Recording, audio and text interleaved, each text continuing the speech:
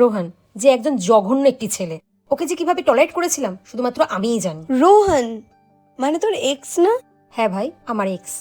যে পরিমাণে ও আমার কাছ থেকে টাকা নিয়ে গেছে না, ও জাস্ট আমাকে ইউজ করেছে। সবই বুঝলাম ভাই, কিন্তু যতই হোক এক সময় তো তুই ওকে ভালোবেসেছিলিস, তার নামে অ্যাটলিস্ট এরম ভাবে বলিস না। ও, আমি বললেই দোষ? আর তুই জানিস ও আমার নামে কত বদনাম করেছে? মানলাম ও তোর নামে বদনাম করেছে, তাহলে তোর আর ওর মধ্যে ডিফারেন্সটা কোথায়? আমিও তো ভালো মানুষ হতে পারবো না, যে যেমন তার সাথে আমি ঠিক তেমনই।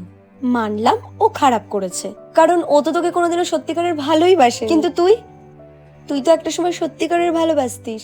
আর যাকে এক সময় এত ভালোবাসতিস, অ্যাটলিস্ট চলে যাওয়ার পর তার নামে বদনাম করিস না।